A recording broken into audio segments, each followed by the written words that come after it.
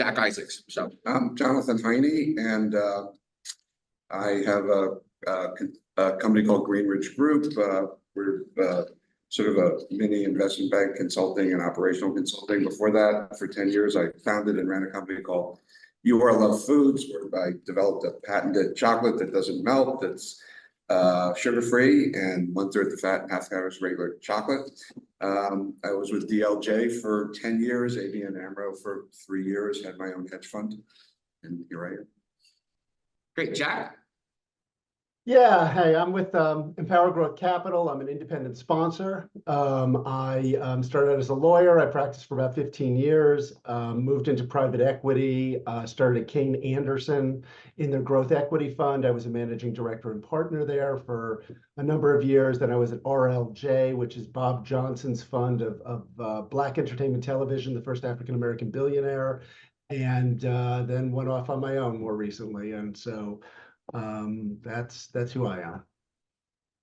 Yeah, so I was hoping that we could just start off the conversation today by talking about, from a 30,000 feet in the air sort of perspective, where private equity is today from your viewpoint. What's the outlook for the next 12 months? We had an M&A discussion earlier today, and I think at the beginning of the year, or in October, November last year, we were saying, well, M&A might pick up in 2024, maybe there'll be a rate cut, et cetera. Now everybody's saying, post-election, et cetera, et cetera. But I mean, it seems to me maybe I'm too optimistic. I'm an optimistic skeptic, and which is conflictive.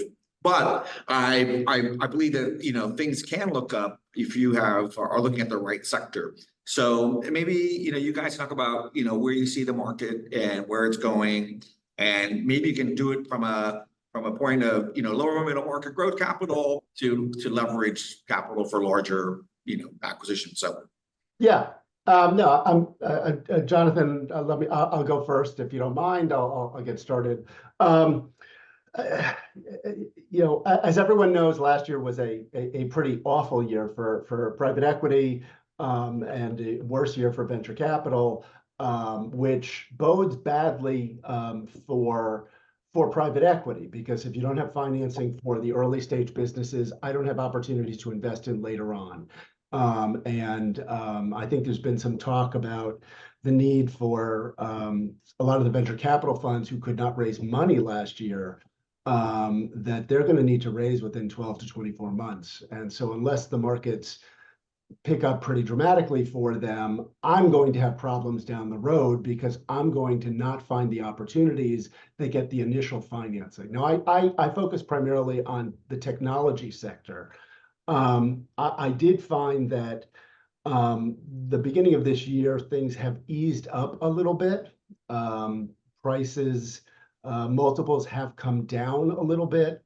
And capital is slightly more readily available. There do seem to be some deals getting done, but it certainly isn't like 2022, before last year. It's still slower than I'd like, and I agree with the assessment that people are kind of being tentative until we see some rate cuts, until the election. Because people really don't know where things are going to go. Now, certain sectors are a lot more challenged than others.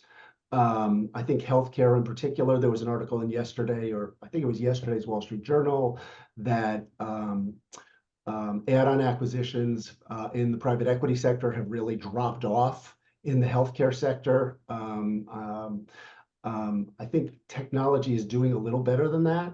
But it is, it is an interesting time to be in this space. Jonathan? Well, having had a better for you foods company for the better part of 10 years, what the biggest issue with we found in doing trade shows and food shows was there was plenty of opportunity, and the private equity firms that were very flexible in terms of stage, some of them going into post startup, were quite busy. The biggest issue that we saw was a willingness to stretch in terms of multiples rather than stage, because most of the private equity firms that I've encountered, and I covered them a lot at DLJ for 15 years, is what their return requirements were. And although when you were at DLJ, it was pretty wonderful times. There were a lot of wonderful times, and there were some lean times. Yeah. There's an arc to every. Well, DLJ is certainly known as the gold standard in our industry. Everyone who worked there has gone on to do really terrific things. Yes, it was actually a great group of people and very well trained group of people. What I found in my post DLJ career was that the private equity firms that were more flexible in terms of where they were willing to be did quite well.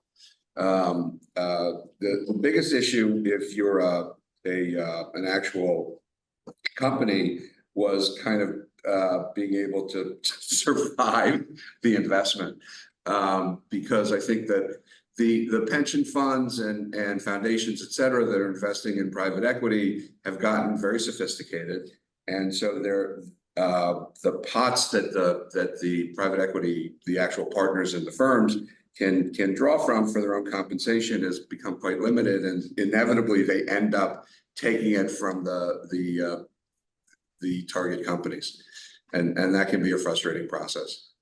I absolutely agree, and I think it makes private equity look like bloodsuckers in a way that really is unhealthy. If you're taking it from the companies themselves, you're siphoning off money that could be of value to those businesses. It becomes a little more challenging in our space. With regard to the healthcare space, which I know Marty has a particular interest in, there's lots and lots of articles about how private equity has destroyed, the nursing sector has destroyed the retirement industry, where, retirement homes have been rolled up and suddenly they're not as well taken care of. I think there's a lot of ugly stories about my industry, particularly in the healthcare space, because it's, if there's problems, it's much more obvious. I personally think private equity can be incredibly valuable and is actually essential for the American economy. We provide the funding to grow businesses in this country. The small, medium-sized businesses are really what drives the American economy. And if there isn't a resource like private equity to invest in those companies, to take the risks and the potential opportunities in this space, the American economy stalls. And so I'm proud of what I do and what a lot of my colleagues do in the space. So I'm not sure healthcare is conducive to rationalization that private equity offers sometimes. So that might be part of the issue. I think there was another Wall Street Journal article talking about how the whole roll-up industry, if medical offices, is really being tamped down by the government at this point. So right. Justice Department and the Federal Trade Commission have been spending time looking at potential downsides to those roll-ups. Right. Yes. I think what we used to call, private equity when I was, at DLJ, which was a lot more targeted, a lot more specialized. If you even roll it back a little bit, when KKR was kind of the only standard in the late 80s, it's really changed. Obviously, it's attracted a tremendous amount of capital and a lot of people. And so, I have private equity clients / friends who are doing things like starting restaurant chains as well as doing acquisitions. So I think it's now more of an industry which technically is 6.5% of the U.S. economy, although I think that's understated. I would agree. And I would say it is really the main source of non-bank capital available to most entrepreneurs and mid-sized companies. And I would agree there's an absolute, place in the economy that's essential for it. But I think the ones that that I find are the most successful are the ones that are the most flexible on their feet. So they do everything from venture all the way to, post realizations. Yep. And even fractional buyouts, et cetera. Well, one of the issues that has concerned me, So I didn't interrupt. So, I mean, you're talking about all these steps from venture through, buyout, post buyout. So, I mean, maybe another way to look at it is are these, it's like a life cycle management fund instead. And without exits, how do you know where you really stand with those sorts of firms? Right? What do you mean where you stand? Well, I mean, if there hasn't been an exit, if you're not acquired or you haven't, if there's no, I mean, the IPO market's been. right. Right, but there are a tremendous amount of, shall we say, used car buyers out there in the private equity fund market. And then there's a whole now, and I remember in the late 80s, early 90s, the exits had to be either industrial or the public markets. But then all of a sudden, private equity firms were trading with other private equity firms. And so then it's just a merry-go-round of Yes. value. What's the real valuation if everyone's just kind of playing, here, you take it from me, and then I'll send it to someone else. And suddenly the numbers don't make a lot of sense anymore. I mean, to me, that's a kind of like a black box approach, right? So, because you know it's being moved around, but you don't know what's inside. If there's actually any underlying change. I mean, the box is still the same size, relatively speaking, right? I mean, until you can find a strategic buyer that actually is going to utilize whatever the product or service is, or you can do an IPO, I think the valuation becomes really speculative. right. And then the value of the IPO is you become an acquisition vehicle, right? But I mean, a market is a market. So, and an exit is an exit. And there are a lot of people who are perfectly happy to purchase someone else's sale.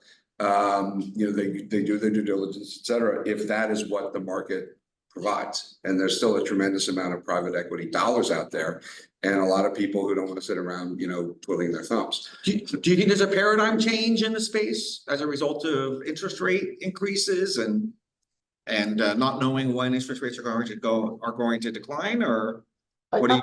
I do. I don't know. I think we're in transition right now, and I don't know where we're going to land.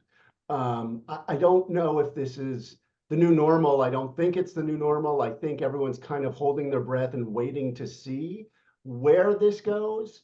But I do think the rise in, and I think we've talked about this before, Marty, the rise in interest rates makes private lending a much more attractive opportunity for private equity firms. They have a whole lot of cash. They got to put it to use. And so instead of putting it in as equity, they're putting it as debt.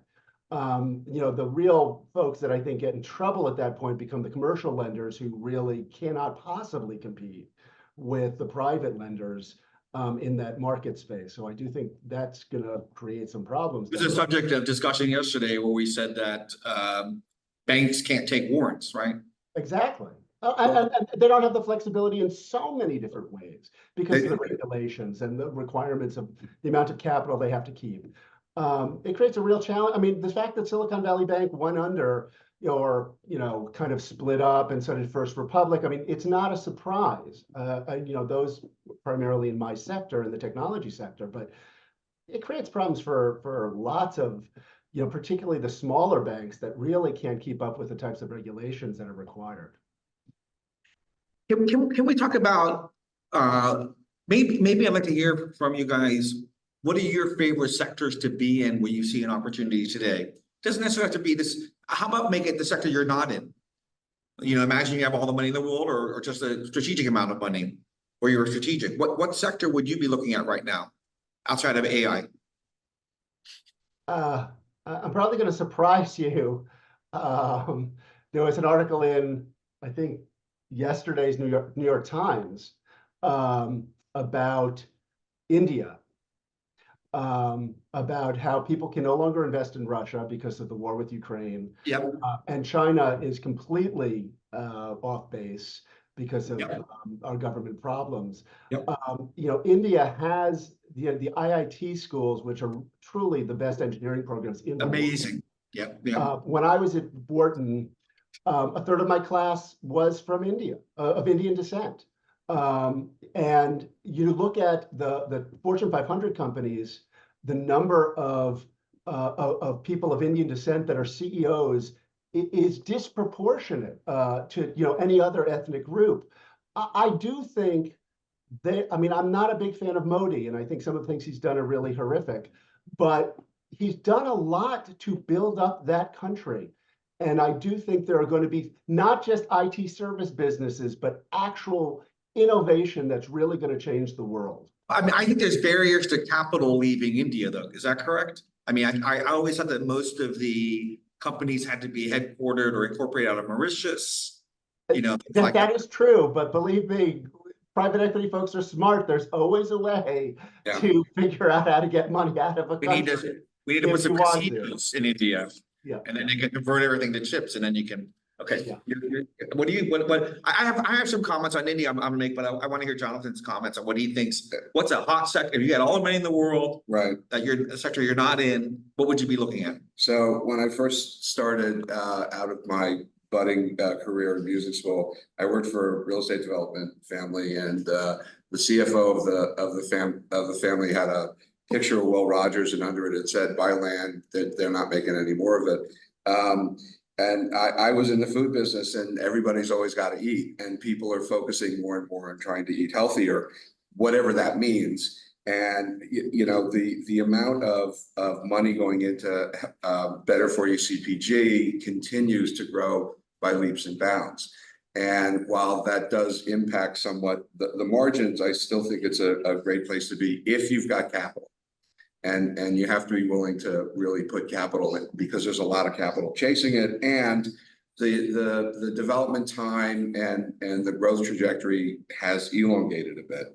But there are ever increasing distribution venues, and it's become more international, and a lot of the restrictions in, say, Europe for certain better for you ingredients are starting to relax. So I'm a big fan of healthy for you CPG as a place to put money. You've got to be patient, and you've got to be willing to put the money in, but it is consistently in demand and growing. So I'll give two bets on India, and I think that I'll be proven correct on this. I think India is it already is a powerhouse in biopharma. It will become an even bigger powerhouse in biopharma.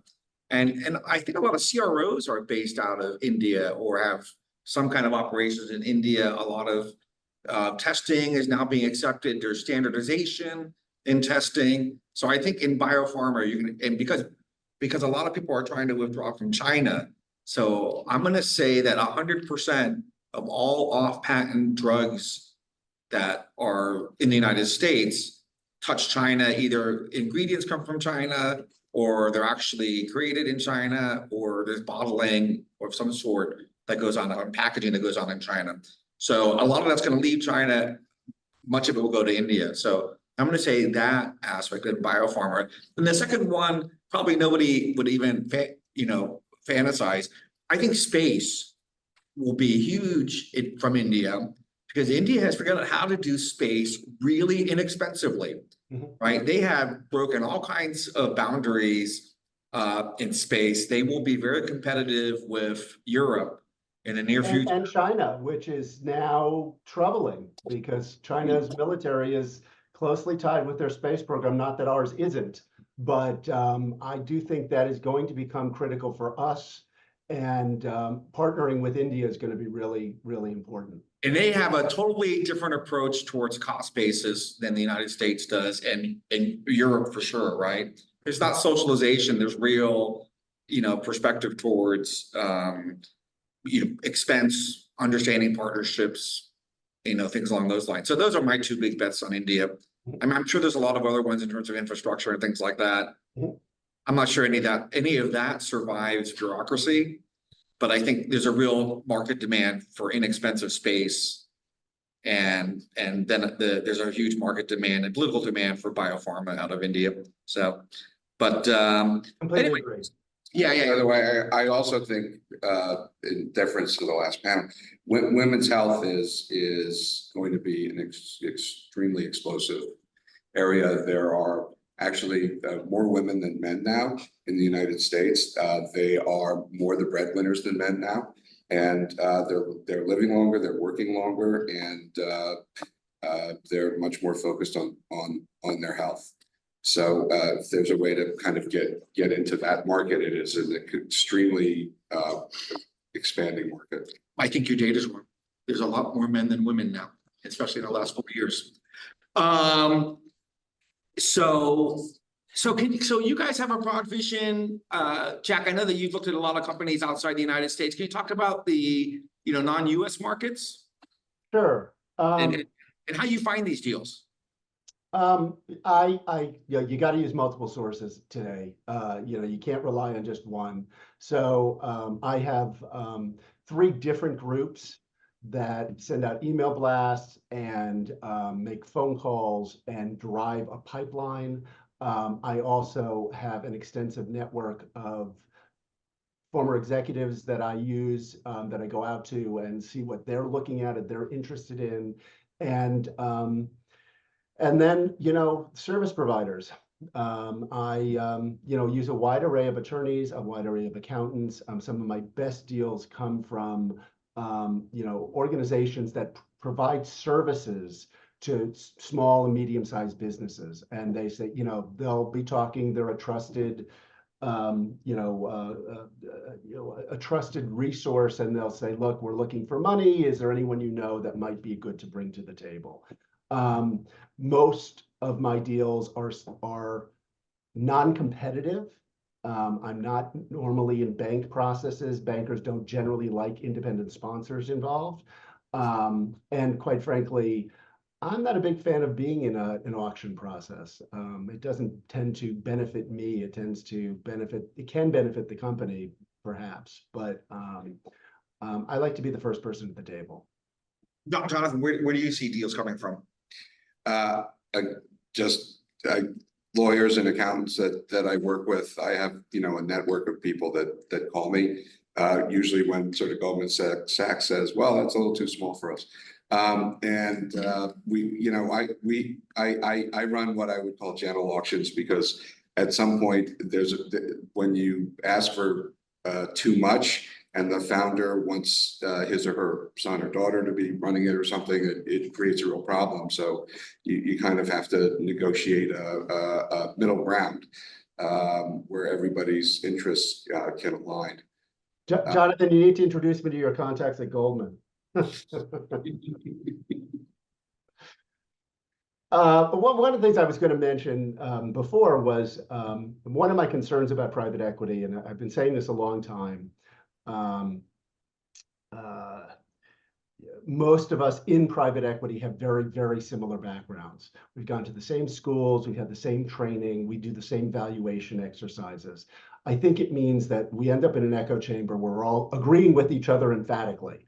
That's not necessarily the best place to be if you want to find new opportunities to put money, places that make sense to invest. Too many of us are white guys in blue blazers. That has been the case for, generations now. And we have not really diversified our industry in terms of women, in terms of minorities. I think that's a problem. The other end of that also is, I think institutional investors are putting more and more money into fewer and fewer funds, where you have many, many multi-billion-dollar funds, which didn't exist 10 years ago. And suddenly you have multiple companies that are so large, they dwarf the size of many nations' GDP. I mean, it's kind of frightening how large these organizations are. And I think when you have organizations that large, you also miss opportunities, because while they can there's breadth and depth that they can cover, when you reach a certain size, it's pretty hard to kind of get to be of real benefit to some of these smaller and medium-sized businesses that could use a more hands-on approach. Yeah, there's only so many great deals out there when you get to a certain scale. Yeah. I mean, if you take the perspective that you have to deploy a certain minimum amount of capital, you're pricing yourself out of your market. And I think that very large companies are can be distortional in nature, right, to social good. Yep. There's such a thing. Yep. And there is. just one or two deals from those organizations, from the size of them, suddenly, oh, private equity is doing great. Well, no, not really, not for the small and medium-sized businesses that actually need the funding and need the support to kind of grow and develop. Creates a problem. So I will say that, outside of, David Halbertson and The Best and the Brightest, there's a great book called Confessions of an Economic Hitman. And both of them describe this kind of cookie cutter Ivy League graduate who's ready to analyze anything.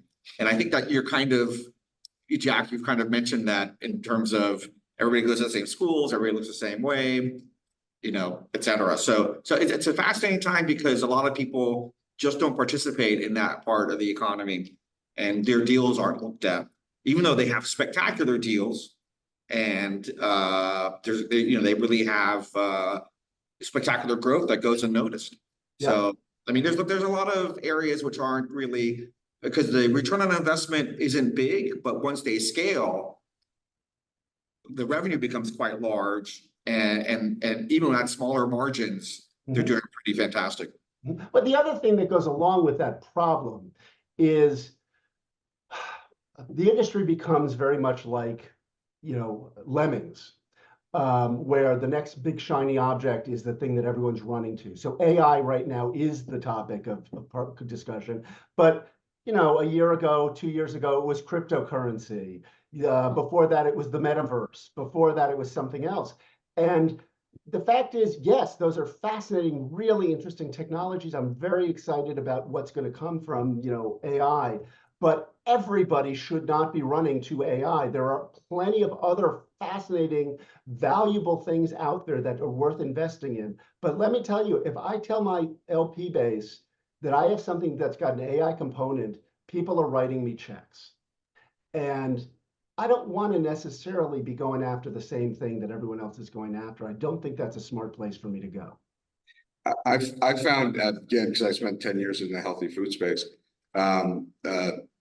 the first generation alternative meats were, they got venture money, they went public, and they were awful, but they were first, and they got some traction, and then people realized if they ate a lot of them, they didn't need to have natural gas to their house, and they were getting stomach cramps, et cetera. And there was a second generation that was extremely good. It tasted like meat. It was very easy on the system, et cetera.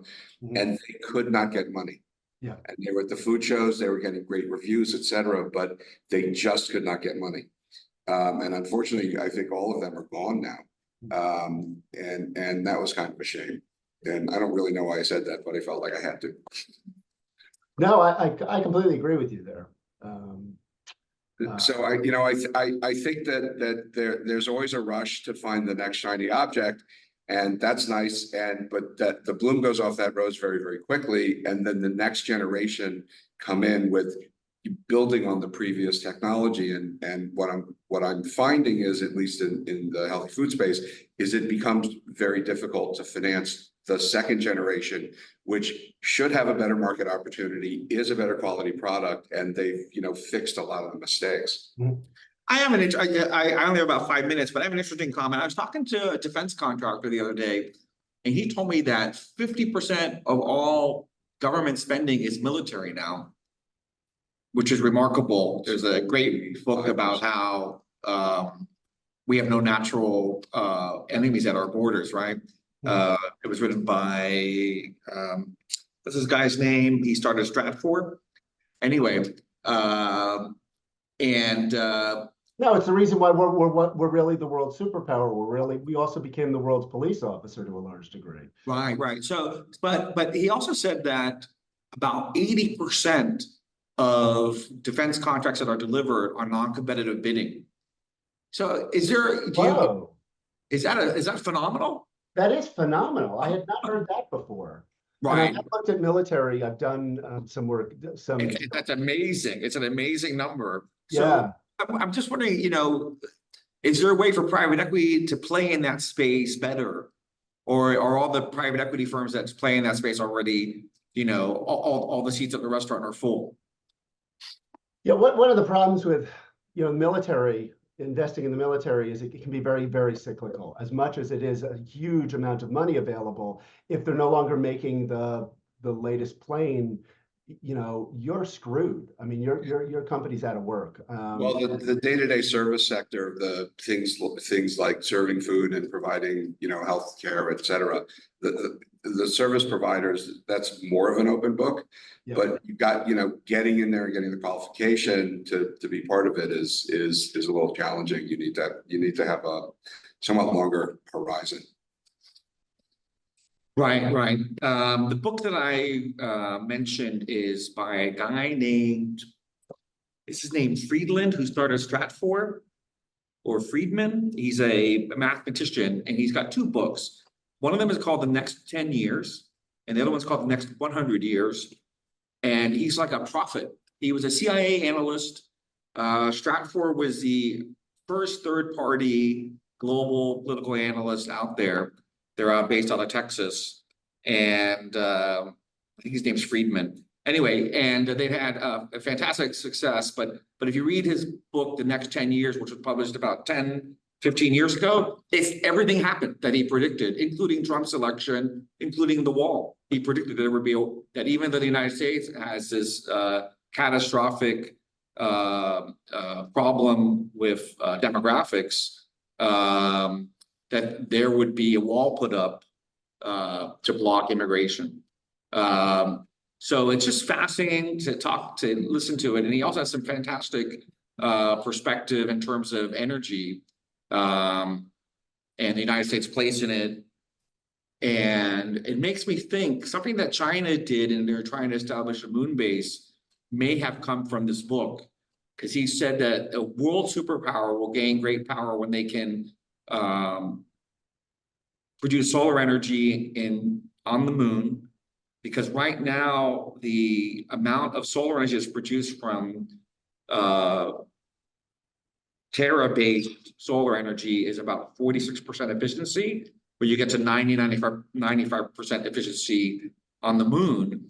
And then you can convert that into radio waves and beam it down to Earth to turn turbines and create energy from it. So and then you saw, like, within a couple of years of that book being published, China started launching this huge research into creating a moon base. So I'm thinking that you know, it's George Friedman, and I highly recommend the book just because it's prophetic. It's called I always learn something when I talk to you, Martin. The Next 10 Years and the Next 100 Years. That's amazing. And The Next 10 Years was a bestseller, and it's incredibly it's like a prophecy. Everything came true. And he kind of predicted Trump, because he said there would be somebody who would be a populist who would come into power, and then he predicted the wall, and he predicted reshoring. And he talks about the unnatural U.S. position on military spending. So anyway, closing statements, Jack. Where do you think opportunities are? You know, here you are. You are a you know, you're in Los Angeles, probably one of the most entrepreneurial cities in the world. You know, I certainly hope so. Silicon Beach did not do so well this last year. They definitely had a hard time. I believe in kind of recurring revenue. It's much easier to track. I believe in entrepreneurs. I love working with them. I'm going to keep plugging away in this industry because I really love the work. I love working with early stage businesses and helping them grow and helping sell them. It's kind of what my training and background is. So I, like you, am a guarded optimist, maybe a foolish optimist, but it is a competitive marketplace. Private equity has become more and more competitive, but I still think there are opportunities out there if you have the patience and resilience to really kind of go find them. And Dr. Jonathan, closing statements? I think there's some opportunity out there. Having spent a long time in the healthy food space, but one of the big problems I think we're going to really run into in the world is waste. And I think that is going to be an ever increasing problem. And there's a lot of opportunity, I think, in how to manage down the waste problem. There are these things called the 6 gyres in the ocean, which are depth and size of Texas each, and they are basically a conglomeration of plastics that have made it into the ocean, and they are microbeading all over the ocean. And that by itself, those 6 things are going to have to get cleaned up that by themselves. But I think recycling, making it an efficient model, and dealing with waste and pollution is going to become a huge issue in the very near term future. Fantastic. Well, listen, guys, thanks so much for making it. And great. I do want to say, I apologize, Marty. I really wanted to be down there. I am project managing my kids in their last week of school as they're trying to finish up Yeah, that's everything that fantastic. they should have done 6 months ago. So I really just needed to stick around a little longer to make sure we get everything done. We have 1 week left of school. I'm just hoping and praying I survive that long. Fantastic. Well, listen, I have a lot of kids. I have 3 kids, and I know the energy it takes to be a parent. It's a lot. So, all right. Well, listen, thanks so much, guys. And we'll be seeing you in New York, June 25th and 26th. So thank you. Okay. Thank you.